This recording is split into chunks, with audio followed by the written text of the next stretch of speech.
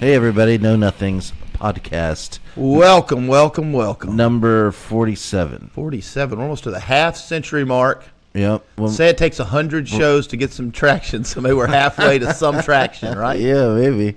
We just like doing it. I just like having a good time. Yeah, and you know what? You know what I think's cool? There'll be a record of our thoughts for our future generations on the internet for perpetuity. Until we're wiped out by some big bomb and we go back to the Stone Ages and there's no internet or anything ever again. And then people, that's gonna be wild, isn't it? That would be wild, and I hope it's gonna happen. I hope it doesn't happen during an hour. Man, I gotta stop getting so flippy with the buttons. I'm too much. Too much flippy. Yeah, just let us both be on there till somebody's really talking. Yeah, just let us both be on there. I've been taking like 40 minutes to set this thing up. I've been recording in here, and I'm also moving out. So the next time we do this, we'll have the green screen back up so we can put fun things behind us on the green screen. Yep. Although these are fun, but we like the green screen. It's just a studio. You got a kangaroo over here and a computer, and I put a big speaker up over there beside you because the kitchen's on the other back here. Though. Kitchen's on the other side of that, and it just doesn't seem cool to me to have the kitchen in the podcast. No, I don't know. No, not really. Whatever. It's not the coolest. But we're parading our stuff around. What you were saying? Mm-hmm. Yo, so we're parading our B-52 so bombers it looks like around. The United States is showing off their 8 new B-52 stealth bombers, and I was like, seems kind of North Korea-ish a little bit. Like, we're gonna have a parade to show our military might. Like, I don't know how I feel about. I feel deception on the horizon when I see stuff like that. My spidey senses go up. I feel like they're hiding the good shit from us. Well, I hope so. But you know how much damage they could do with 8 of those? I mean, they could just murder an entire group of people in a country. The whole country could be gone. Except against these objects that keep appearing in the sky that they lock in on, and then it drops 28,000 feet in 1 second. Boop! I just think that's our stuff. Is that where you're at? I'm at. It's all deception. It's our stuff. How could it be our stuff with no propulsion? Well, I understand Project Bluebeam I don't believe Project Bluebeam. Well, tell them Project Bluebeam is the fake alien invasion. Project Bluebeam is the fake alien invasion to distract you from something else. From what? There's always something else to be distracted from. Now, that's not to say they could. It's not even to say that our government wouldn't or couldn't fake it and aliens be real. No, that's true. Yeah, that's what I'm saying. Yeah. I'm saying that they got that technology because they said they have over, 30? This has all been said. They said they have over 30 craft that they've gotten. 7 species. But they've not shown us any of this shit. That's the problem. But the thing is, if they have all that craft, they've been back engineering that stuff. So maybe Dr. Stephen Greer, I saw a clip of him where he said that all that stuff skunk works. He's like, it's all those tubes that you see flying around, the Tic Tac, that's all skunk works stuff that they've been back engineering. It's what he said. Lockheed Martin. Yeah. Skunk Works is like the other part of Lockheed Martin that does that kind of shit. Well, obviously we're going to try to reverse engineer it. But doesn't it seem like the species would see us messing with their shit and come down and not like that? Maybe they're all dead. Maybe it was a long time. You know what I mean? Like maybe they can't get. It's so hard to travel here. Maybe there's just a few left. Well, they're already here. Is the theory, right? They're coming from water. Is that the theory? Yeah. I don't know until they just. I don't know until they're like, hey, here it is. Here's the guys, and then they're all like, "Oh, hey, you know what I think? I think the people in charge are just as confused as we are. I think they are too. Everybody's fucking. Nobody knows what the fuck's going on in this world. Everything's wackadoodle. We got probably 2 presidents that are going to end up in jail back to back. It's outrageous. They're going to be cellmates. That would be an awesome movie. That would be so great. What they should really do is send them both to jail and put them in the same cell together, and then we just watch it on television. See, all the Trumpers all the Trumpers, they blow the trumpet for what about Biden? All the Biden people blow the what about Trump thing. I'm really on the, it's very possible and highly likely that both of them are humongous pieces of shit. It's very possible. It's real. Not Trump, bro. It's real likely. It's real likely that both of them, from 2 opposing parties, could both be terrible people. Well, just listen. I think you start out young, and as you're young, yeah, we do. Yeah, that's right. That's right. You start out young. You don't start out old. when you start out innocent and young, and then you grow up, and here and there you do something maybe off kilter here and there to gain a little here and gain a little there, and then you end up 74 years old and you're running the country and you're just a piece of shit because you've done so much shit your whole life. See, we've got at least 30 or 40 more years to just end up being complete shitheads, Ray. Well, Trump was off the rails his whole life, and Biden was off the rails his whole life. I mean, you can go back on Biden in the 80s. He's like straight stealing speeches. And racist. Racist as hell. A complete piece of shit. Just a career politician. Trump has been a deceiving, lying, narcissistic carnival clown since the beginning. I don't think racist. I'll say this. I don't think racism is Trump's largest personality flaw. That's what I'll say. I don't even think it's close. I think he's got so many things that are personality flaws that are way worse than his racism. I mean, he does have the racism thing where he tried to keep black people out of his apartment buildings in the 70s. That's real. So. Oh, that's real? Yeah, it's real. Oh, I didn't know that. Yeah, where he actively tried to keep black people from living in his buildings. He does have the thing where he paid with his own money to take out a full page ad to have 4 black murder suspects, demanding the death penalty for them before they even had a trial, and they were found completely innocent. Really? There's no incident where he took out a full page ad of white people that needed to be killed instantly. So there are some things where you could go, well, there's validity in this. Okay, well, I didn't know that. Yeah, or you could come up with this is how I like to debate. I would say, well, it's a fact that he actively tried to keep black people from living in his apartment building. And you would offer to the opponent, now counterpoint facts about that. Don't tell me about, well, what about your grandpa who was racist? What about this? Just answer the question. Like, speak to this thing that he did, or speak to the full page ad that he took, and speak. Same thing with Joe. Look at all the lies he told. Look at how he plagiarized speeches. Look at how he lied about his academic record. Look about how he lied about everything. And then one day we're just supposed to believe because he got a D by his name and you have a D by your name that he's telling the truth when he's never told the truth. It's a big leap for me. I don't know. As a apolitical dude. I just think if you dig into anybody's past, it's old. There's going to be some shit. I take exception to that argument. I think that argument is so flawed. No, I don't. Yeah. I think if you look at everything everybody's ever done, that is their generation. Exactly. There's going to be some of that. Exactly. I'm not giving them a pass. But there's levels. I'm just saying that you're going to dig into it. That's like saying every kid who ever participated in PE in elementary is the same as an Olympic athlete because they both did athletic things. That's not what I'm saying. You're saying everybody's done something wrong in their life. Well, those guys they're of an age. They grew up a certain way. They're the boomers. They're the boomers and the things and all that. Where you just lie with impunity? Well, I'm talking about racism. I'm talking about racism. Everybody lies. Yeah, it's hard to gauge. I've seen House MD. Everybody lies. It's hard to judge somebody in 2023 off the morals of 1967, right? Or 1987. But still in 1987, you should have had some sort of moral compass. Well, sure. Don't I think? Sure, I think so too. But I just think that I'm not saying that like, oh, let's just give them a pass because like back then it was. But then there's people you can there's find. People that are total humanitarians that there's people. I'm fixing to say talk like that. You can find people like do anything like Bernie that. Sanders is older than all of them. I challenge anyone to find something from 1960s or 70s where he's being racist. Well, they never champion causes. Well, they never did because they would have burned him to the ground with it. Correct, because he didn't say it. Yeah, because he doesn't say things like that. Right. Like because some people don't say things like that. Some people. I'm not saying no one's perfect. That's a hard argument to make. Like I would never say anyone's perfect, but I'm saying there's levels to being a piece of shit. And the last two we've had. How do they all end up in politics? Because that's the only place you'd go. And then why do we only vote for those guys? Like why didn't we all vote for Bernie Sanders? Exactly. Why do we always vote for the asshole? Because we cannot handle we don't like a thoughtful, well-spoken, articulate dude who's got his shit together. We like the show. We're deeply into the show. We're into like, will this make a good bumper sticker? Will this make a good 15-second clip? Will this make a good TikTok? I blame the media. That's what we care about. Yeah. If we cared about, like, who's the smartest, most articulate person in this election, that's who we should vote for. Who's got policy figured out the best, that's who we should vote for. We don't give a fuck about that. We don't care about that. Yeah, like, no.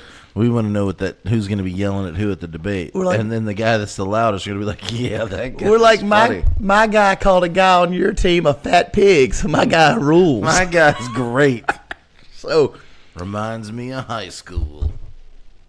Or junior high.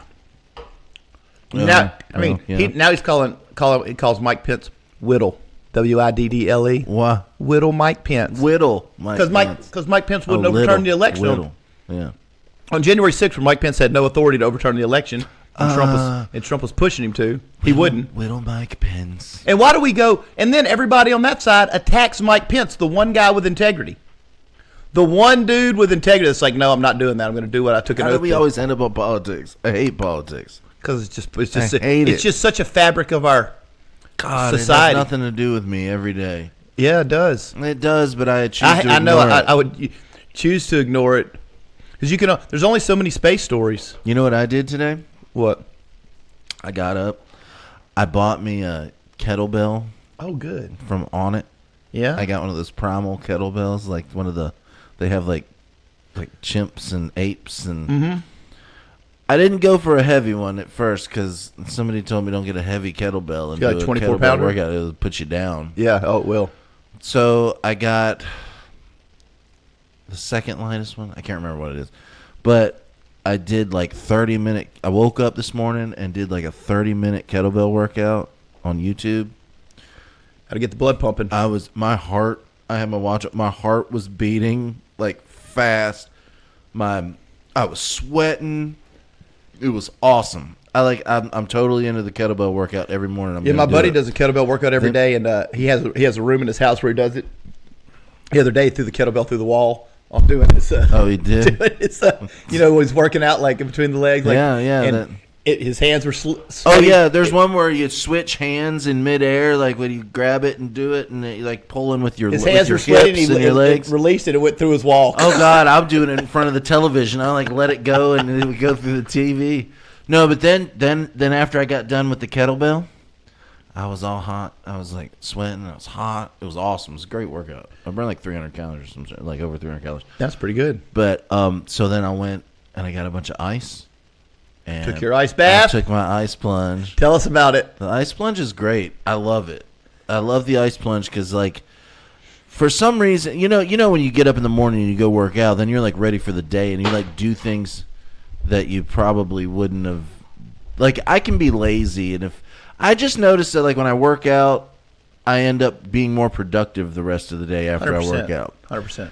With the ice plunge, I'm like super focused after the ice plunge. I got this one cold. I went to the ice thing and just filled up an entire two huge things two ice chests of ice. Went back. I've got a 110-gallon bucket. The 110-gallon thing I got from Tractor Supply, and I just filled it up with ice and then filled it up with water. It was cold. It was the coldest one I've done. Man, when you jump, you don't want to jump in. Like, you do all that. You got to jump in, though, right? You got to, like, get and then you got to do. Well, you spend all that money on the ice. In Louisiana, it's like I got in my truck a little bit ago. It said 106 degrees every day. Said that. So like, you spend a lot on ice. It's not cheap. Yeah. So like once you put it in there, you're like, well, I got to jump in there. I got to spend $18. So on ice. I go like, hey Siri, set a timer for 2 minutes, and I jump in that sucker and get down in there, and it just like your heart rate goes up. Your breathing starts getting real hard, and then you just kind of zen and focus out on it, and just like sit there and try to.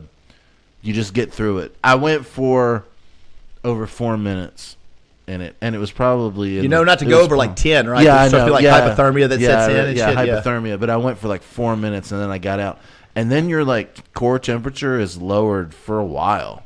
Oh yeah, oh sure. But it's just like, you did it after your workout, right? Yeah. A while after. I didn't get like real hot and then jump in. I went and got the ice. Is it not better to do it after? I don't know if it's good for you to like get super hot and then jump right into like 39-degree temperature water. Yeah.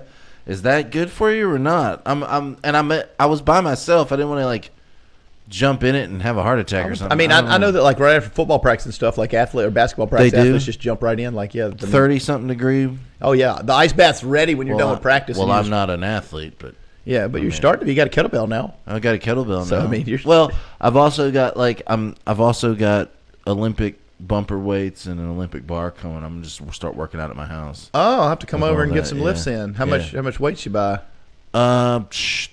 245s, 235s, 225s, Oh, that's more than enough. 210s, 2.5s. Oh, that's all the weight you could ever lift. Yeah. Then Yeah. that's plenty. So I got that, and I'm gonna start. And you got doing that. bumpers? Well, they're the Olympic plastic, like Yeah. the rubber Bumper not plates. plastic. Yeah, the rubber ones. Uh-huh. So I'm gonna there's like this thing that you can put on your wall in your garage, and it just folds out. Yeah. And it's got all the stuff where you hang your plates, and it just goes up on the wall. So that's what I'm gonna do. There's this guy on TikTok and YouTube, man. He's got a channel. He does all these fitness challenges with people. It's wild to watch. The things that the average American can't do will blow your mind. Like what? Like he's like, I'll give you $100 if you can do a push-up. I'll give you $100 you can do a pull-up. He's like, I'll let you. He sets up a bench press. He's like, just tell me how much you can bench press. If you can do it, I'll give you $50. It's crazy to watch. Like people, like he may have to ask 20 people before he gets somebody that can do a push-up. Are you serious? And then it's a grind. You know, every now and then. Where is he? What's the location of I want this to guy? say Oregon. Oh, really? I want to say Oregon. What are people in Oregon not doing? What are they doing? You think the fat asses in Louisiana could do it? I mean, although we have a ton of athletes, a ton of. Dude, I will tell you this. When I was in Griffin, Georgia in 2014, 2015, when I started working out and going to the gym at 5 a.m., I was the only one there. Yeah. I was the only one there for 2 hours. You get here, there's a lot. I get here, I go at 5 in the morning. It was packed in Ruston. And then I was like, well, I'll go at 4:30. I mean, I would say. And there were people there. And I was like, well, I'll go at 4. And there were still people there. I was like, 4 o'clock in the morning, there are people working out here. So there are more people here in Ruston that are doing it than Well, I would than say in Griffin. Louisiana has more elite athletes per capita than anywhere on earth. That's a fact. I mean, Louisiana has a ton of elite athletes. Really? Mm-hmm. Yeah. We have more people in the NFL than anybody per yeah, capita. that's right. We have more. LSU, we have more high level athletes than Yeah. anywhere in the. I mean, just look around our geographic areas. Look at our. You can like. The other thing is it's so stinking hot here that like you do all the work here, and then you sign somewhere else where it's not as hot, and you're just like, this is a breeze. Our high school. I mean, It's like 106 degrees. every out high here school every in day. Louisiana has 5 or 6 kids that are like super freaks. Every one. I mean, it's Yeah.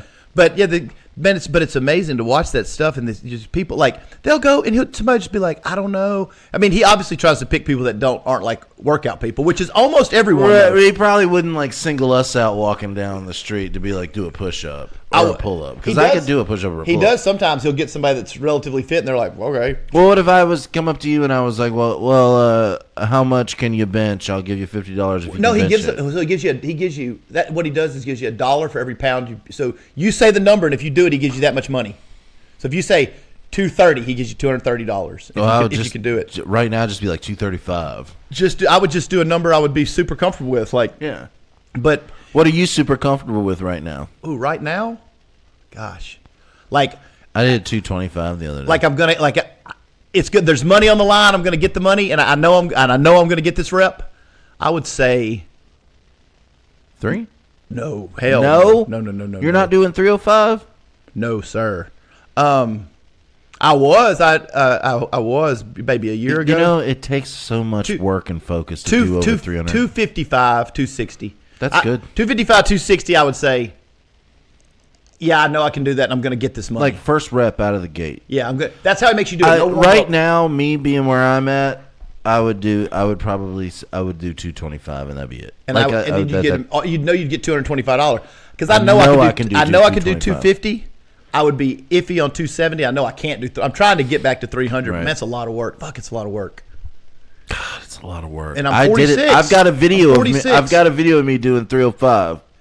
At You one still point. have it? Yeah, I still have the video. Yeah, But you're right, because like, well, the funny thing about me was I worked out for like 4 years doing all these like Arnold Schwarzenegger workouts, and then I'm in the gym one morning by myself, and some guy comes up to me and is like, "Dude, how much how much you bench? Yeah. You know, like he's like, man, how much do you bench? He's like, you got like a solid, shoulders back going on right now. He's like, I'm over here, and you're like, you got this whole broad thing. I was like, I don't know. I've never done it before. And he was like, you want to do it right now? And I was like, sure. Yeah. So like, so you just laid down and did it? So I just laid down and did it, and I hit 305, and he was like, and then he put 2 5s on there to do 315, and I didn't do it. But I hit 305. 315 is a whole other animal. 305, I knocked 305. 305? Yeah. There's 3. I think I'm trying to get to 300 by the end of September, but I failed last week on my just so people reps. Don't like. He didn't throw 305 right on there the first time. It was like 225. Yeah, I did it too. Like, and I did one, and then he like threw it like this and this, and then we got to 305, and I was like, and then I nailed the 305, and it wasn't like I'm done. It was a struggle, but these people on the street that he runs into, he'll say, "I'll give you $1 for everything you can bench," and they'll say like, 160, and they can't do it. Oh no, or 200, and it'll just like collapse. Well, what is it? What is it? You bench over your weight, you're doing good. It's really by your age, but after 40, they say it's to be considered strong. To be considered strong in America, I think it's 88% over after 40, 86% after 45. It just kind of. Oh, I can do that. What do you weigh? 275. 275. Do the math on it real quick. So you 270. I can do 275. I thought you could do 250. I could do 275 right now. You think so? I don't think you could do 275. That's a lot. It is a lot. I don't think you could do 275. I don't think. And now that I'm thinking about it, I don't know. I did. Okay, that's a lot. What's 4 plates? 405. No, what's 4? No, what's 2 plates? Then? 225. 225. I can do 2. 4 plates total. Yeah. I used to do 225 8 times. So if you could do 275, you could do that 17 times. But that's not now. 15 times. That's not now. 15 times be 275. When you get to a number, like you can go, let's say you start at 220. I think I could get back there, but do you think my age definitely has everything? My age, because this was shit. This is 5 years ago. So you were 39. Yeah. Yeah, age has a lot to do with it, man. Oh, I will tell you when I turn 40. That I always tell everybody before they turn 40, I'm like, the 40-year-old fairy shows up and he just beats the shit out of you in bed with a bat. He at does. Night. It's a real thing. And 45, just you turn 40 and somebody shows up at night and starts whacking you. You haven't turned 45 yet. No, that's next year. That happens again. So, it happens again. The same thing that happened at 40. Because at 44, I was hitting about anywhere from 295 to 305 all the time. And then when I hit 45, I kind of slacked off for a couple months. I got back down to like 250, and I've had to claw myself back to in that 260, 265 range. Here's the thing. I'm going to get way into it, and all of this you all see while I've been, because it's been fun drinking and doing the thing. I'm done with it. I'm going to quit drinking. You're going to quit drinking? I'm going to quit drinking. I'm going to quit drinking during the podcast. I'm going to quit drinking, and I'm going to see what I can make happen with my weight. I got to lose weight. Try to lose some weight? Then when I lose like 30 pounds, I may drink here and there, but I'm over it. See, I'm over just all the alcohol and everything slowing me down to do what I want to do. 3.5 years ago. To do what I want to do. So I'm going to quit, but this is probably the last podcast I'm going to do while I'm drinking. Oh, man. That's crazy. I'll be sober the next podcast. I don't know. I wonder how fun that'll be. I hope it'll be fun. It should be fun. Well, maybe we should start doing drugs. Yeah. No, there's much better. There's no calories. How much is an 8-ball of cocaine? Is there calories? How much is the calories in an 8-ball? No, I'm kidding. I don't do that shit. But like, the other thing, if you got down to 230 pounds, it becomes much harder to bench press 275 pounds at 230 than it is when you weigh 275, right? Mass has a shitload to do with it. When I was 230, I could do way more than I can at 205. I'm only 205 right now. So when I weigh 230, I probably can put up 300. But at 205, I can 265, 270, 260. Because the bigger you are, the easier it is to move. Even if it's fat. Even if you take a 300-pound untrained dude, he can lay down in the gym and probably push 250 just because. But if you made him hey, we're going to get you in shape, and you got him down to 200 pounds, ain't no chance he's moving 250. He could just do it before because he was a big pile of mass. I think instead of going for mass, like I always went for lean. I'm going lean. I'm going lean and mobile. That's like being able to move That's around. the look for me in the 40s. That's why I've got the kettlebells and all that stuff, because you're working all them in between muscles doing the kettlebell stuff, and you get a little bit more leaner and quicker and moving around. And I'm just gonna push the limits of my age trying to make it happen. So I got to quit drinking to do that, because there's no way that I can drink, and I'm just kind of over it too. I'm kind of over drinking.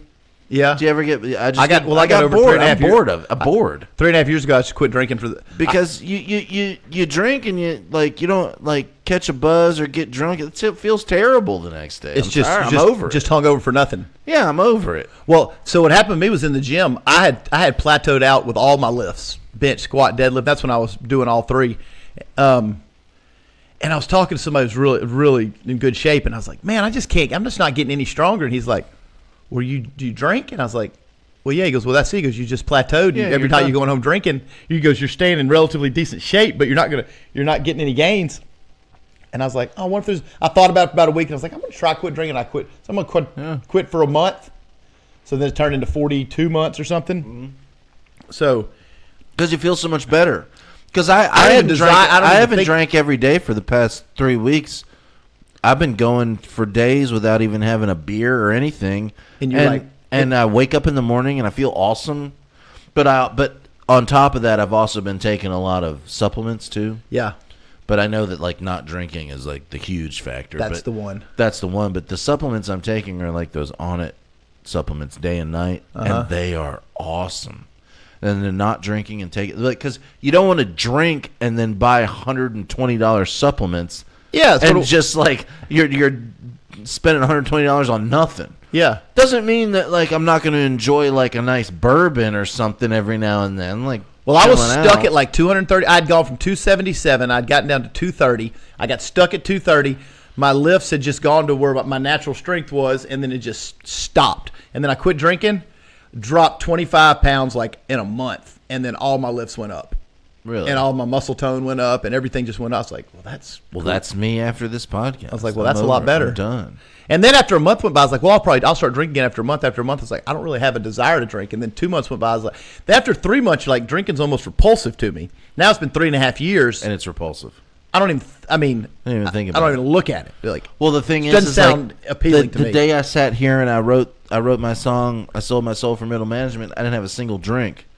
And I just started playing it and writing it and playing it, jumped on the bass, wrote it, did it, sang it, didn't drink a single thing, and it just like knocked it out for me. Yeah, wasn't that cool? And it was awesome, and I was like, man, I'm never gonna be a moralist, like, because it was never a moral deal with me. I don't give a fuck if people drink. I drank my whole life. I look, and I tell people this. People are like, well, do you have as much fun now that you don't drink? And I'm like, no. If I'm being honest, no. Nothing's as much fun. Sex isn't as fun. I'm not as jovial when I'm out. I don't like to joke and just like raise hell all the time. I'm not as fun. Nothing's as fun. That's just me being honest. Like, it's not as fun to be sober, because things that are fun and funny to you when you're drinking are kind of annoying to you when you're sober. Well, that's like everybody's drinking and you're sober and you're just like, ugh. Oh my God! These people are morons. Then you find yourself, I got to be like, don't be so judgmental, Ray. Right, you were the hardest son of a bitch in the fucking room for 30 years. You were fucking doing cake stands. Oh, well, me too. Ripping shirts off, screaming at the walls. Like when we were in the band, it's like, who's gonna outdrink Mike? And it's like, I don't think anybody can. And then Carrot Top showed up that time and outdrank me. But like that was. Oh, I tell that story. Carrot Top outdrank you. Where at? Yeah, totally. Is Carrot Top a big drinker? Oh man, he was back in 2001. Where were y'all at in Vegas or? No. Before he was big. No, he was big. He played at one of the casinos. And y'all were playing there. And we played a show somewhere that night around there, and we were at this bar and we were all hanging out, and it's probably like 1 o'clock in the morning, and Carrot Top rolls in with like 15 people in like his entourage. Yeah. And I wouldn't think Carrot Top had a huge entourage. Yeah, they sits right down at the bar with us. He's still alive, right? Yeah. Okay. And he's jacked. Yeah, he is jacked. He is jacked. So like, he sits down right by me, and we're all having drinks. We're all partying, and somebody was like, I bet Mike can outdrink Carrot Top, and he was like, okay. And he had he weird looking too, because he had all this makeup, his eyebrows were red makeup. Yeah. And he was weird looking. Yeah. But he was sitting from me to you. And then he was like, oh, what do you want to do? Is he a short guy? I Or don't just really average? remember. Yeah. Probably just average. It didn't strike me as short. Anyway, but we were just sitting at the bar. We got a whole bunch of people around us. We're just having a great time. And he's like, well, what do you want? I was like, well, you pick what you want to shoot. What are the shots going to be? And he goes, red snapper. And I was like, red snapper? All right, no problem. And everybody was like, yeah, Mike's going to outdrink this guy. Yeah. So we start shooting red snapper. This goes on for we probably had 30 in 2 hours. Red snapper is cranberry and Crown Royal. Yeah, that's right. And something. I don't Yeah, know. Grenadine, maybe. Grenadine, maybe. Yeah. I don't know, but they're sweet and Yeah. they don't feel like you're getting a real shot. 30's a lot, but you're probably getting half a 30's shot of Crown every time. Well, I'll just put it this way: when he left, I was hammered. Yeah. I was completely incoherent. Yeah. And they said that, I don't remember this, but everybody that my band, Sean was there. Yeah. Everybody was he just stood up and was like, oh, well, we got a plane to catch, and he walked out like nothing. So it was Carrot Top. everybody was like, Carrot Top can hold his liquor. Carrot It Top. was serious. And then they took me home, threw me in the shower, and turned the shower on me, and I had alcohol poisoning. He was probably on nose candy. They went probably, and You they can wanted drink to forever on Coke. forever, and I wasn't. So Yeah, that's he had a big the advantage. That's a big. Yeah, if he's He got a had pocket the full of blow, advantage. your ass out. He But could have that been was 120 pounds. that was a funny story. That was 'cause, way before he was jacked, though, huh? That's when he we hammered down shots. It was fun. It almost seems like a dream. Yeah, it does seem like me. a dream. 22 years ago, I had a drinking Good competition Lord. with Carrot Top. Top. Yeah. I wonder if he even remembers that. Probably not. No. Probably not. Yeah, this is the normal night of drinking for him. And then he left. They were like, well, he just left and Well, if got. you're He's doing like, 200 we got to get on a plane at 6 a.m. So we're out of here. If you're doing 200 nights a year, it becomes really impossible after 4,000 nights to remember most of those nights. They kind of all. Right. You remember all the nights you went out? I can't remember all the nights I Hell went no. out. I can't even remember all the times we played And I was never a music. touring comedian. I played music a lot. We played on stage a lot since I was 16, and played. And I can only probably recall 4 shows that stick out. Yeah, the other ones are just kind of The other part ones, of the story. The other ones are just once you hit that first chord, it's all muscle memory from there, and it's over. And then it's over. It's over before you know what happened. And then you just do the next thing you do. I can specifically recall playing in front of 20,000 people in Florida. Well, that was going to stick out. That was awesome. I can recall when I messed up really bad on one of the songs in KWB in Texarkana in front of a bunch of people. I screwed a song up. And Did they notice, or did you just keep it going? I just kept it going. The crowd didn't know? No. But it's on video where I'm like, fuck! I yell fuck really loud and you Yeah. can hear me. Yeah. And then there's one where we played downtown Shreveport where me and a couple people put together a whole festival called the All That You Fear Fest. And that was in 2001. And that was an awesome festival. I remember that. And then the other ones kind of then I kind of just remember where we played. Played here, we practiced here. Played here and practiced there. But that's about many it. shows did you- Somebody will come up to me and they'll go, hey, you remember that show when y'all played in that mansion and this happened? And I'm like, no. What mansion? What are you talking about? And they're like, oh, no, there was a mansion you all played. Y'all were upstairs and they wouldn't let people upstairs. It was backstage. And I'm like, I don't know. No, I don't know what you're talking no about. idea what you're talking about. But see, that person went one time. But you probably did, Right. 70 shows, 100 We shows? did a lot of shows in big houses. That was a weird thing in the 2000s, House parties. house parties, and it was mansions. you would go to a mansion. Well, not just a regular person be able to afford a band that's maybe $1,200, $1,500 probably. And I didn't. What were y'all getting the show back then? $800, $1,000? $1,000, and I was like, go here. We're all going here to play, and you go play, and you don't know where you are, and it's nobody. You don't drive yourself. Yeah, you just show up, and then get the guitar. You grab your guitar and you play, and it's like, where am I? Like if somebody kicked me out the front door, I'd be like, and you're Where am I? And you're drinking a lot. And you're drinking a lot. And there's things going on. There's people. There's parties. There's partying. And like the whole rule was like never leave the group.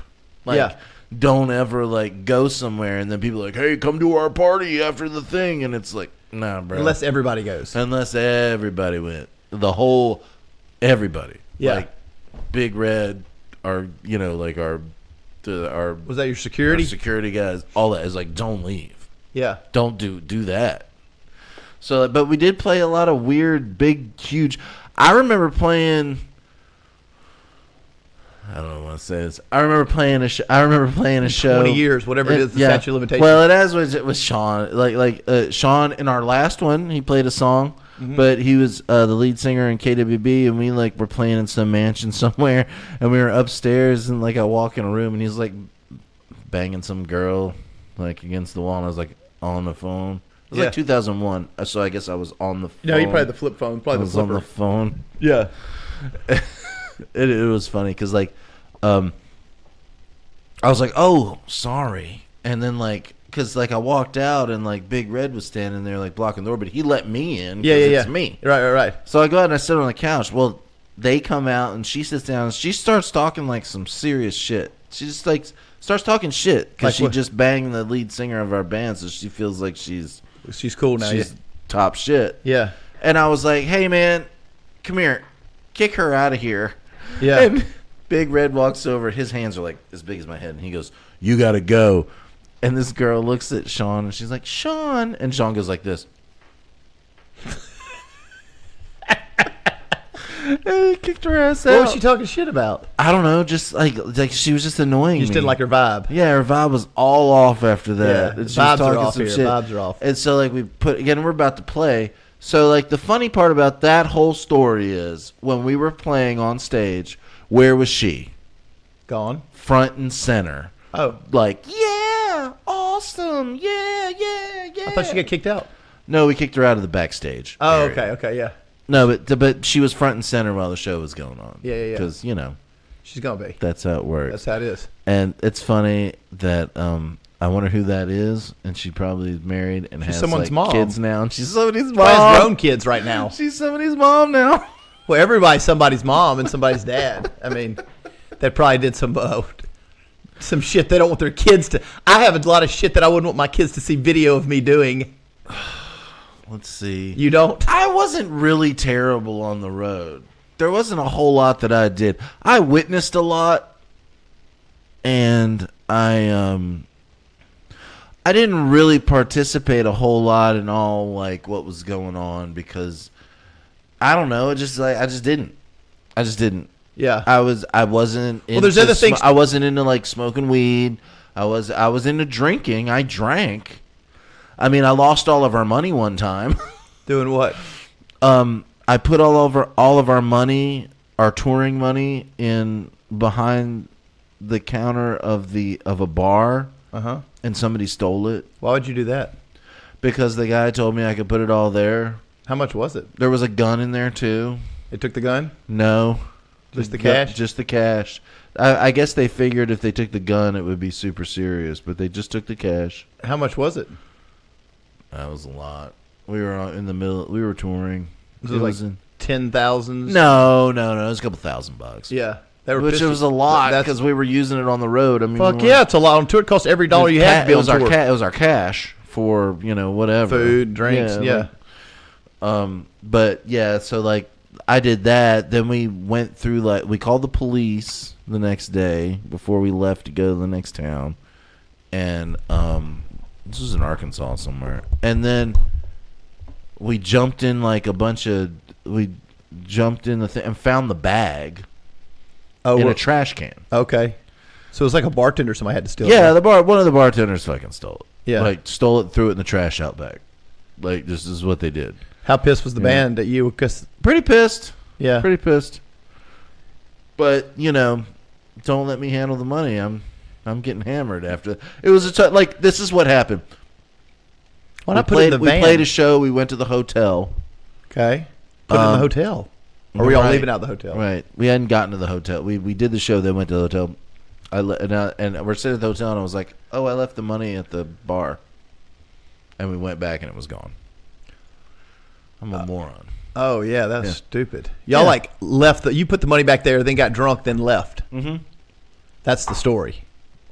Yeah, and my fault. But they all let you leave too. They knew the money. Didn't the rest of the band know the money was there, or no? They had no idea. Oh, I don't know. Everybody was just doing their own thing. I guess I was in charge of it because I felt like I was the one that was the most responsible. You probably were, and I probably was, but not that night. Who was the bass player? Fats. Do I know? Fats? Great bass player. I love Fats. Fats. I think Fats has played with Jeffrey before we came. Played something with him, I think.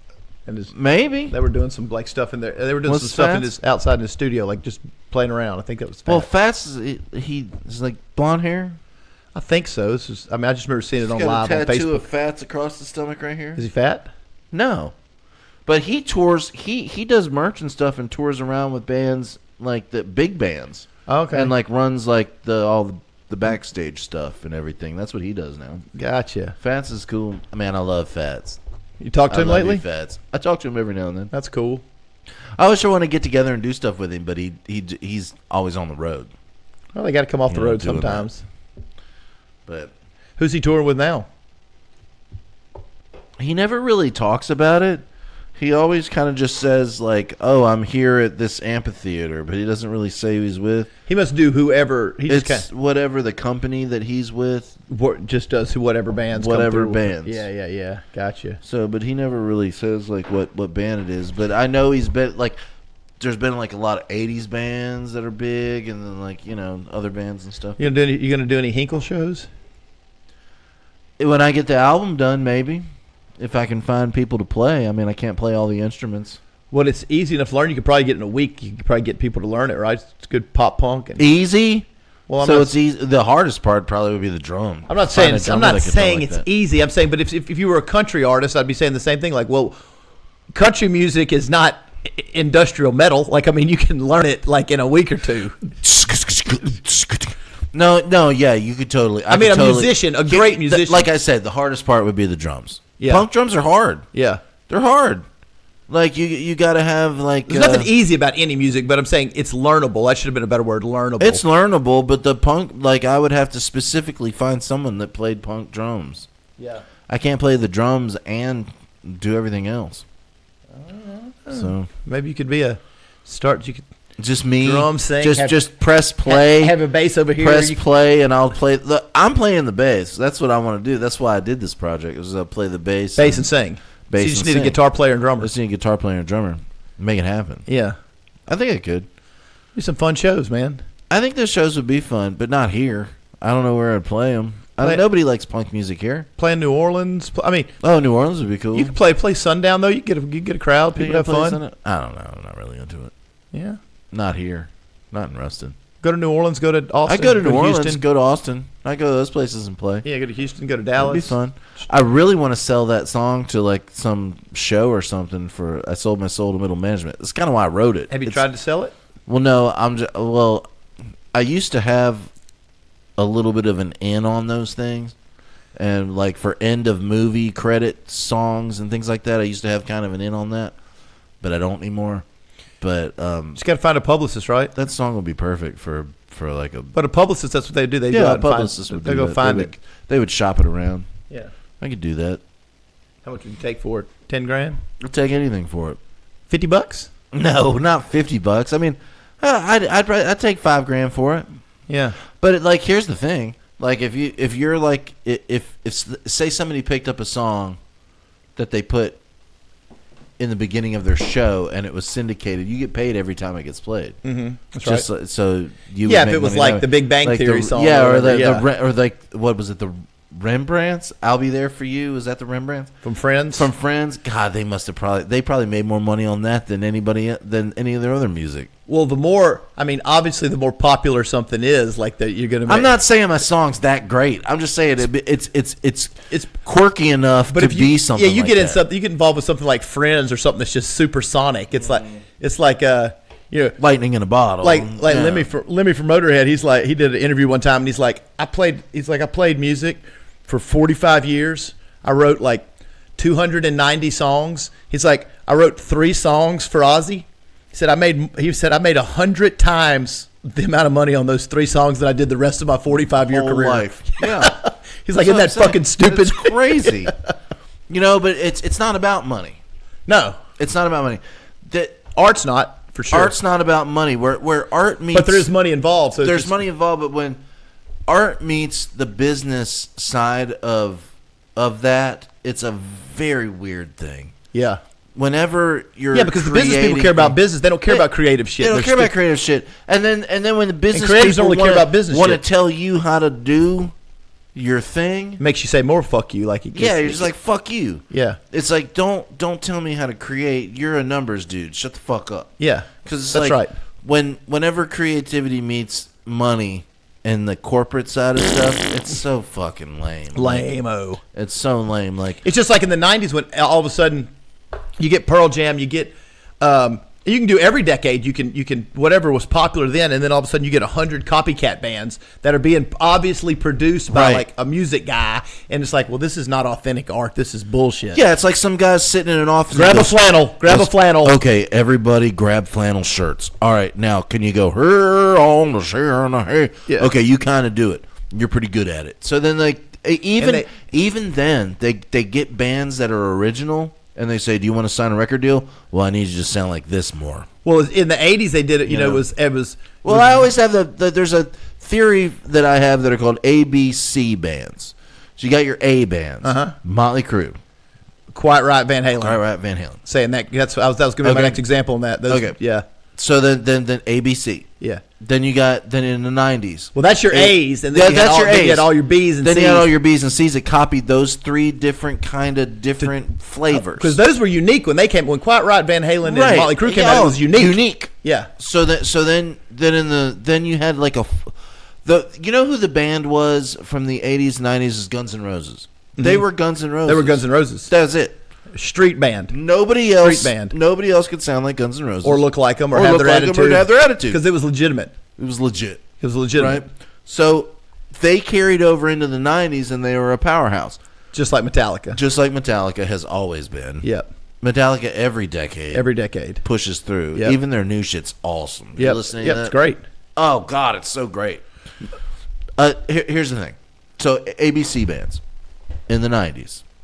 A bands, Nirvana, Pearl Jam, Alice in Chains. I'm gonna say Nirvana because they were. I'm not. If you want to, you can get off into different categories of like playability, guitarists are awesome, whatever. Yeah. Okay, you know what I'm saying? Soundgarden was an A band. Soundgarden was an A band for sure. Yeah. And then Alice in Chains was an A band for show. Mm-hmm. And who else? Who else we got? Blind Melon was an A band because they had their own sound. I don't know though. They had their own sound. They didn't sound like anybody else. They were like a throwback from like the 60s. Yeah, no, but it was they didn't sound, they were unique, but did Blind Melon influence anyone? Who's influenced by truly? Well, Blind Melon was influenced by Lord, won't you buy me a Mercedes? Janis Joplin? Janis Joplin. They sound like Janis Joplin. He sounded like Janis Joplin, right? Yeah. But nobody was like. But they were so great, and I had they had a feeling that they pushed. They weren't copying anyone, so I'm giving them an A band status. And he did backing vocals on "Don't Cry." Oh, he did. What? Wait, what? Shannon Hoon? Of course. Did backing vocals on "Don't Cry"? Of course, him Guns N' Roses. Him and Axl were elementary buddies. They've been friends since childhood. Are you serious? Yeah, they're best friends. You're blowing my mind right now. No, it's his best friend. Oh my God, that's awesome. Yeah, Guns is how they got their deal. Really? Yeah, Axl. He's from Indiana. Axl's from Indiana. Same grade, same class. Same I'll just say this: if you ever haven't seen Letters from a Porcupine, you want a good cry Go ahead and watch that. But Shannon Hoon does the backing. Now that don't you cry. Yeah. That's all Shannon Hoon. Is it really? Yeah. Now I gotta go listen to that. This is a different.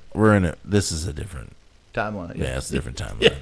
That Are you saying that didn't happen then? That didn't happen. Well, I knew it then. Oh, did you? Yeah. Maybe it did then, and I just didn't know it. But that's odd. Nobody knew it Didn't because know see, that. back then everybody was so like, people were so fucking weird that they thought like, well, Blind Melon probably only hangs out with bands like Pearl Jam and stuff. They don't hang out with bands like Guns N' Roses because people were so Hi, stupid. Axel. Hi, Axel. Yeah. No, like, but okay. So then, like ABC. So like, you got those bands, and you don't think Blind Melon's an A band? Mm-mm.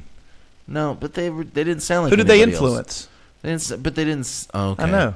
But who did they influence? How many did they sell? They had one really big song, and he sung backing vocals on a big song. Oh man, they had more than one. They had Galaxy.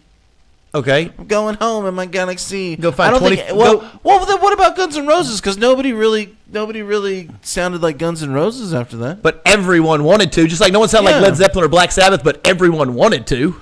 I think Shannon Hoon had such a high registered voice, nobody could do it. Well, that's right, but they weren't really. I don't think they were trying. I don't think they were trying. And Galaxy. Okay. Yeah, who knows Galaxy besides? So what would you music say? nerds? I mean, I hate that. Like I'd give they're them like B. one of my favorite bands. Yeah, I don't think they're an A. I don't think they're ABC or I think they were just their there. own deal. Yeah, I think they were just there. I go with that. I think they were. But just you there. had a bunch of B and C, which are like the first B batch and of C bands are copies of copies. and then C is a copy of a copy. Copy of a copy. So if you look at say hair metal, when you get down to like Trickster, yeah, right. we're down to like C minus D. So before you get to Trickster, though, you've had to go through like Warrants and Trickster and Bullet Boys and all this shit. Just all the shit. This is terrible. Yeah, it's like, then it's time. Eddie Van Halen plays guitar really fast, so everybody play guitar fast. Or, Zakk Wylde and Jakey Lee play guitar fast, so y'all try to do that and get blonde hair. And it's just not the same Put thing. the spandex on. Not the same thing, Wear the jeans and the spandex. Yeah. But then it was, so then we had in the late 90s and 2000s new metal. And you had a billion copycats of that. I saw every copycats. new metal A, band. B, C, D, E, F. I mean, the other day I heard, and the guy, rest his soul, whatever, the guy that sang, "Let the bodies hit the floor." Yeah. Drowning Pool. Fly.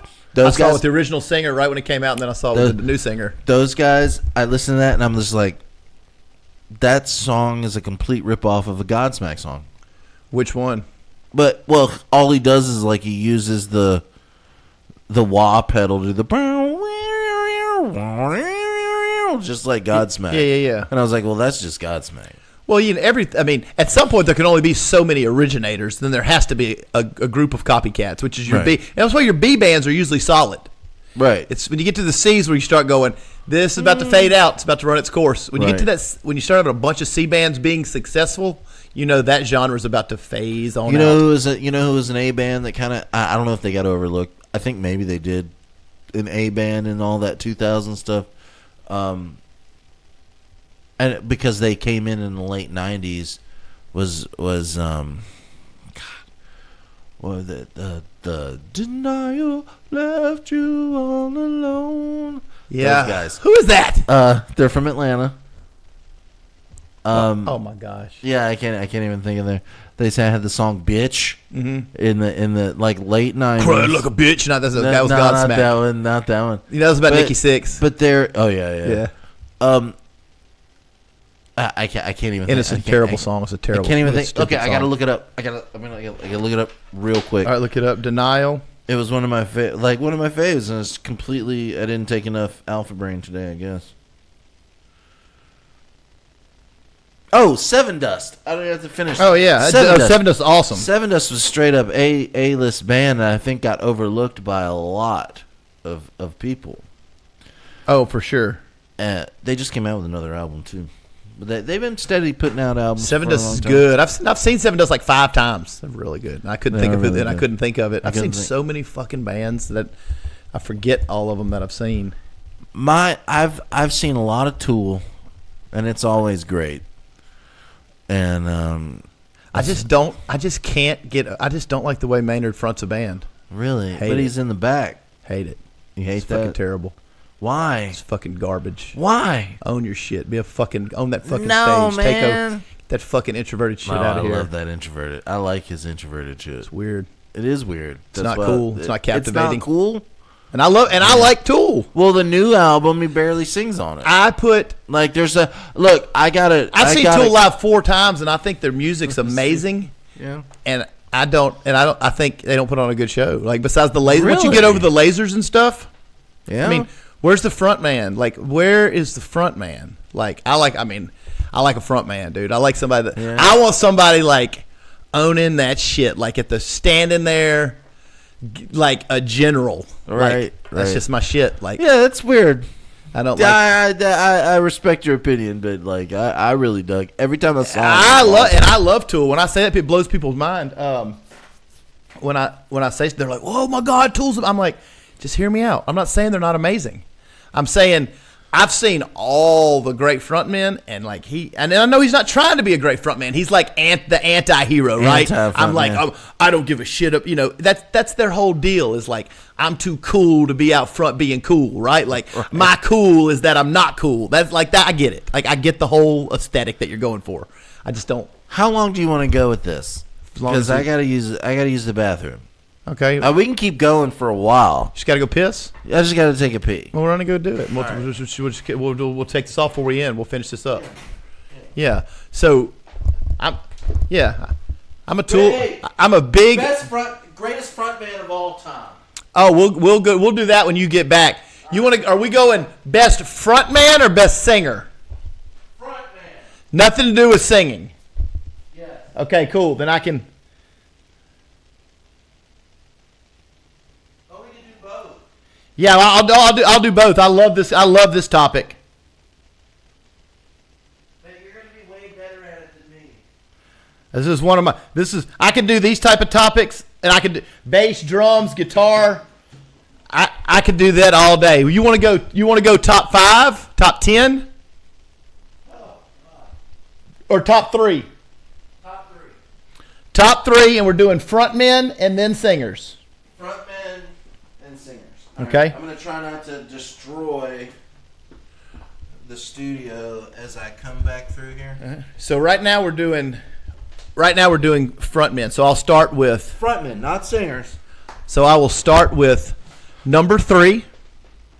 Number 3. No, go 3, 2, 1, right? 3, 2, 1. Here we go. Okay, So number 3 for my best frontmen in rock and roll, I have to give it up to Papa Het, James Hetfield, a commanding presence of the stage, a larger than most musicians, super in command, super in control of everything that's happening on the stage, super in control of everything that's happening in the audience, an undeniable presence.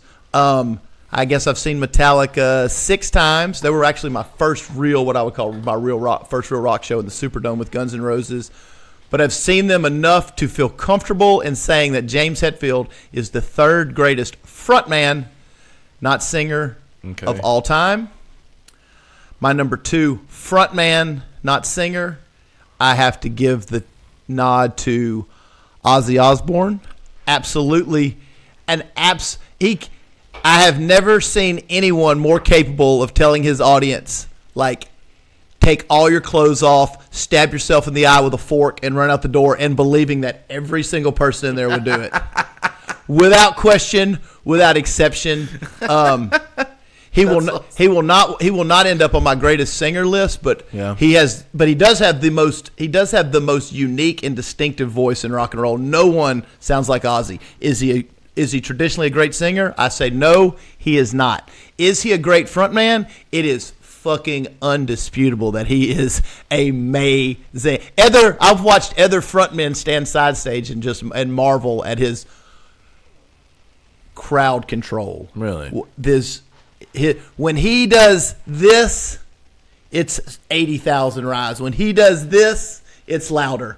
When he does this, if he does this, it's more intense. Whatever he does, he just gets it all back. You can feel the crowd at the same decibel level as the speakers. It's quite a sight to see. So I would go James Hetfield 3, Ozzy Osbourne 2. This is frontman, not singer.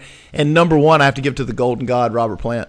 Really? And not because he didn't have that thing that Ozzy and Hetfield have, that like, yeah, let me fucking see you motherfuckers, you know, that kind of shit. They've got that with just total command, and Robert Plant just had this kind of aloof Golden God, look at me and my package just right off to the right of my pocket. I want you ladies to just gaze upon this dick and these golden locks, and there's like literal puddles around all the girls in the audience. Like, I mean, literal, and every dude is in that audience. You can see, I never got to see Robert Plant, but you can, a prime Robert Plant, you can see the dudes like, I think I want to sleep with this man, and I don't know why. You don't think number 1? I know you don't think number 1 was Elvis Presley. He did the same thing. No, he had that. But Robert Plant took Rock God to another level. Like, this dude just struts off the stage. He strutted everywhere. He's had this like peacock air about him. Then he could get out there, sing his ass off. I'm not gonna say he's the greatest singer either, but get out there and really, really command a crowd. He just, I'll say this about Plant and Ozzy. I've definitely seen Ozzy do that. Ozzy can stand on the stage and the reception will be so loud and so overwhelming that it could go on for 15 minutes. He just sometimes has to Seriously. he has to sometimes just be like, all right, everybody shut up. Everybody shut up. So it's just just unwavering and you're like, holy shit. And he's just standing. Everybody be quiet. I'm going to do my thing now. And that's him doing this. Yeah. Just looking around. Just standing. Haven't played a note. And Robert Plant did the same thing. Robert Plant could just go. He could just do this. Like, ah! What about Michael Jackson? Bad motherfucker. But, you know, I always fall into Michael Jackson had people, I mean, he had people fainting over too, falling over and fainting over. Paid to faint? I don't think they were. Paid to faint? Huh? Paid to faint? Is that what you're saying? Some were paid to faint, maybe. But some of that was definitely not paid. Not real? No, not paid? Oh, definitely not. Some of that was real. Fainting? That's real fainting. That's real fans. But I guess we're more. Obviously Michael Jackson's Michael Jackson, but those are my 3. I'm sticking with mostly the rock genre. Are we doing rock? Rock? I mean, for frontman, when I think frontman, I think of a rocker. Yeah. So James Hetfield, Ozzy Osbourne, Robert Plant. Now we're doing singers. Yeah. Whoo! This gets really. This gets tough, but I'm gonna go. Number 3, Chris Cornell. The dude. That's a good number 3. The dude can just absolutely. That's a good number 3. Can just absolutely melt wallpaper off the wall. Yes, he can. Just a tremendous control of his range. Just one of the most also one of the most distinctive voices in rock, but it also happens to be almost pitch perfect. It's pitch perfect. It's amazing. So I would go Chris Cornell as my 3. My number 2, I will go Bruce Dickinson from Iron Maiden. Never misses a note. Hits notes running full sprint across the stage, carrying the Union Jack at a full sprint at 62 years old, and can fucking sing full runs. That's unbelievable. And that's pretty good. That's pretty good. And not miss a note and just.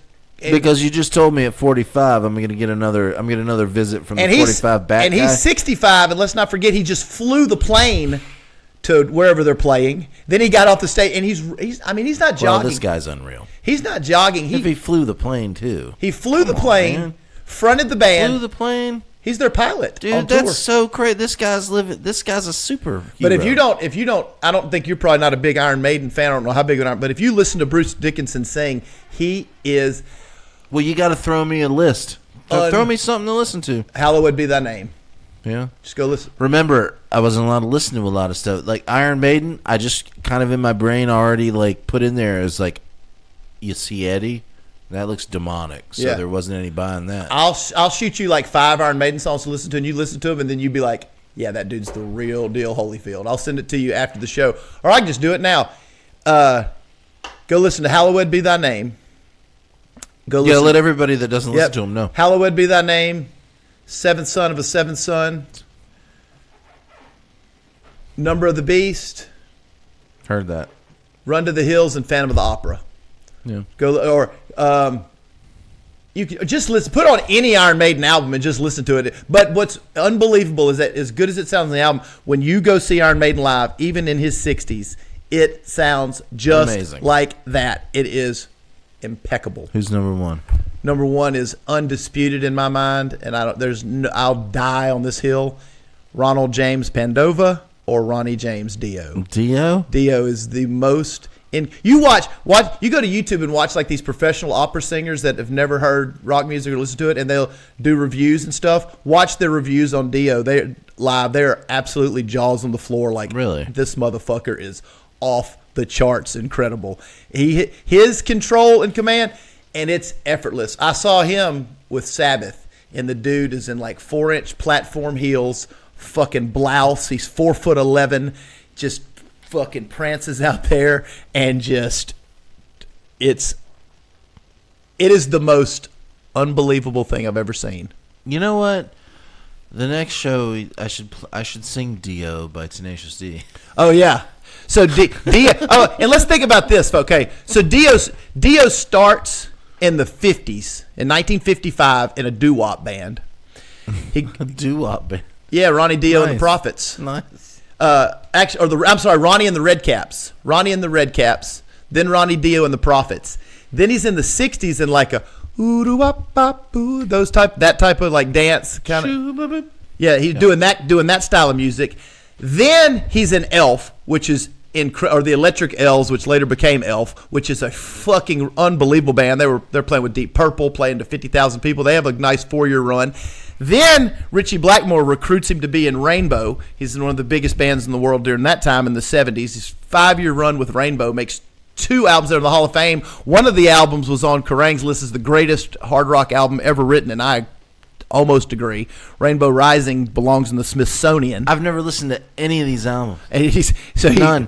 Oh my God, Elf is incredible. Electric Elves are incredible. Ronnie and the Redcaps are incredible. Rainbow is off the charts fucking good, like so good it's criminal. Then what's he do when he leaves Rainbow? He joins fucking Black Sabbath. I gotta get you a new mic. And then he releases Heaven and Hell and Mob Rule.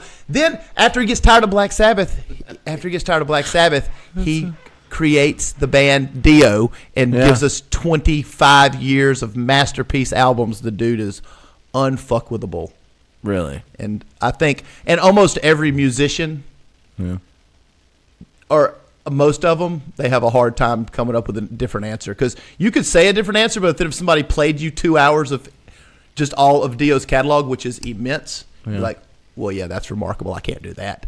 Yeah. And when I saw him, he looks like, when he's performing, it looks like he's eating a bowl of Cheerios. It's that natural and easy for him. There's no like. It's just like that for some It's people, though. just like- the greats are like that. It's just so simple. He's for literally them. standing there like that at the edge of the stage. I was front row for him, and he's just like, in the misty morning. He's barely moving it, and it's just like, you're like, oh my God, the angels are singing to me. Scoot back. The crowd is mouths on the floor, and go watch some Dio live footage and report back.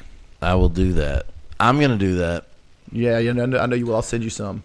Give me your 3 and 3. I just never my 3 and 3. I don't even know if I can think of 6 people. Yeah, you can. I just like music I like. I don't know if I can put them in categories. And if I did, it would be like, you're an idiot. You know what I mean? Like I just don't think I can put. Yeah, you could. I love music, and I just listen to all of it.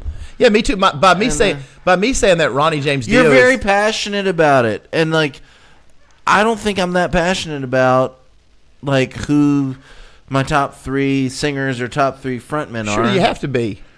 Oh, you want me to push through it real quick? Yeah. You'll have. It's gonna be stupid. You'll think it's dumb. Oh, You'll think it's dumb. Everybody will think it's dumb. I probably have the dumbest 3 and 3 of all time, and I can't do 3 down 1. I'm gonna start with who I think's the best, and then work my way the other way. Okay, all right, 1 to 3. Okay, so like the best singer of all time. That's so hard to come up with. There's so many like people. I mean, I should have put Freddie Mercury on my list. I mean, like, yeah. I mean, it's like you got. But I give Freddie Mercury. I give Freddie Mercury honorable mention right behind Chris Cornell. Sorry, the internet could just hate me. like my top 3 are like best singers of all time, starting with the best singer ever. Mm-hmm. It's probably George Michael. But is it? Is his range? Dude, It's what, dude, 3-octave range? dude, you've never delved in. Yeah, I've delved in because I heard dude. because somebody else made this assertion one time. So I went George he's Michael's good. an amazing singer. Okay, top 3, you could just mishmash them anywhere. You're talking about Yeah, once you get into the top 3 25 of anything, anything right, is then you're saying all these people are the greatest They're that all ever great. happened. It's all opinion at that point. Like somebody's going to say Dio and somebody's going to say George Michael, and they could both be right. George Michael's voice sounds so amazing. Like creamy. It's buttery. It's buttery. Yeah. He's got perfect pitch. Yep. And it's amazing. And I'm not talking about the jitterbug. I'm not talking about those. jitterbug. I'm talking about when he really Careless Whisper. When he'd no, I'm talking about when he really sing. Songs that he would really sing on. There was a live version of Father Figure. No, not even that. You're You're not. father figure. You haven't delved in. I know you're kind of making fun I'm of not it. making fun. I know that George Michael's good. That's why I'm not making fun. I just like I know Prince and Michael Jackson are good. And I know he went like kind of like electro, like because that's like his thing. And he died in his car, like outside of a club. But like no, dude has perfect pitch. He's awesome. Like George Michael has an amazing. I'll give you that. voice. Right along with that is George Michael's your number 1. All right. No, I'm just gonna say 3. Okay. I'm just gonna give you the 3. I can't put them in any order. Don't put them in any order. There's no orders for me. Okay. So we love you all equally. Yeah. Yeah. I'm gonna go with Freddie Mercury, That's a good choice. who's actually probably better than George Michael. So we could probably stick. He Freddie probably Mercury is, like but the number 1 spot. I don't know. I think he gets. I don't know how to say that. Really? I don't want to say that. I don't want to say that. It's going to come across wrong. There's no way to say it. It's like an argument with my wife. There's no way to say the right thing. And there's no way to say what I'm trying to say and be respectful because I love Freddie Mercury and I think he's a great talent. I think he's remarkable. But I think he's probably like, I don't know that he's in my top 4. I gave him an honorable mention, but I almost gave him the honorable mention because I feel like you're kind of into operatic like metal singers. Yeah, I am. But I feel like he is operatic. I know. So, but I feel like you're just supposed to say he's the best. Like you're supposed to say Jimi Hendrix the best guitar player. I don't think Jimi Hendrix is the best. I don't either. But it feels like it's like if you don't say Freddie Mercury, people are like, but what about Freddie Mercury? I am genuinely saying Freddie Mercury because I don't. Because he is good. He's damn good. He's damn great. Amazing. He's great. When he amazing. looks through a crowd and he goes, yeah, and they all do it, and he does all the thing and he sings. He's amazing. He sounds really amazing. The shit sounds crazy, amazing. Yeah, he's good. So I don't know. See, this is why I don't ever like to push my opinions on people. Well, they're your opinions. Well, my next one is Gavin Rossdale from Bush. No, I'm kidding. It's a joke. Oh, you love Gavin, so no, because anybody can sing like Gavin. You just got to put an accent on it. You go contagious, you know, and then drop D and whatever. So anyway, give me your 3 frontmen. No. I'm going to give you my 3rd favorite singer of all time. This is all opinionated. Mm-hmm. So it's like George Michael, Freddie Mercury. Mm-hmm. You almost knocked your microphone off. Oh, shit. Over that George Michael comment. Are all 3 of my guys gay? I don't know. Maybe. They're, it takes it takes that kind of feeling, maybe. Throats are to be up. Amazing. That's terrible. No, I'm just saying, like, it's just alternative, like just to be like not a part of like normal. Yeah. No, well, not normal. Rob Halford would have been my next guy. Yeah. Yeah. 3rd greatest singer. I'm just not good at this stuff. You should be great at it, though. You have such a good ear.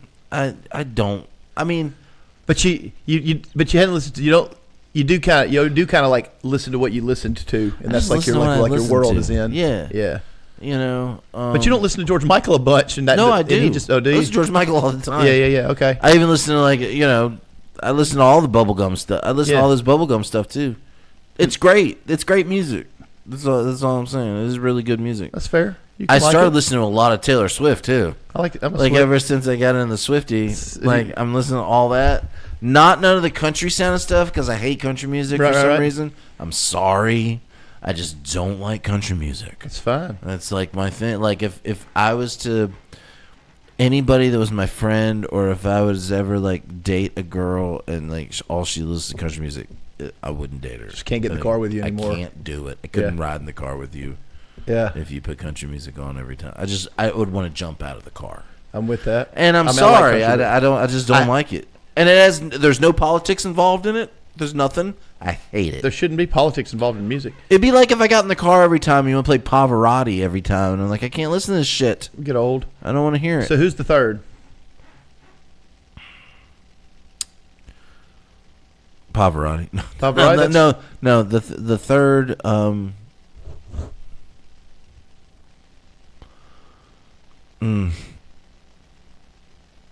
I want to go, like, I don't know whether to like go with like when I grew up or like go earlier. Go with what and you try think and be is really cool about it. I just want to go with like who I think is an amazing singer is Maynard. Maynard's great. I think Maynard's my third. Maynard's amazing. I can accept that. So George Michael, Freddie Mercury, and Maynard. And Maynard, I think Maynard is amazing. He is amazing. I love Tool. His vocals, Just don't enjoy them. I just don't enjoy them live particularly. really, but his vocals are amazing. Amazing. They're great. Well, now give me your three frontmen real quick before we get off. Three frontmen. Yeah, before we get off. Three frontmen. Okay. Fred Durst. Yeah. Get up. Three frontmen. Not in any particular order. No order. Right here. Uh-huh. Stone Temple Pilots. Scott Weiland. Scott Weiland. Amazing frontman. Depending Like on how you he said, was. can control a crowd. He does. He was awesome. I loved him live. Man, Just God, can he was control. I saw him Velvet Revolver and You with talk. You so talk STP. about saying, "Hey, everybody, stab yourself in the neck with a knife, and I'm out of here. Burn yourself. Everybody, do your lighters, then burn your face." He's really good. He was really good. He was a tremendous front man. I agree. Make you do whatever you want. I saw him quite a few times. Very good. Can't argue that. Frontmen.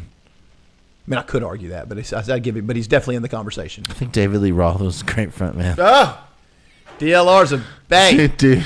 Hey, Awesome frontman. that's it. Yeah, Probably one of your top 10 ultimate frontmen to hype a crowd and just have a party.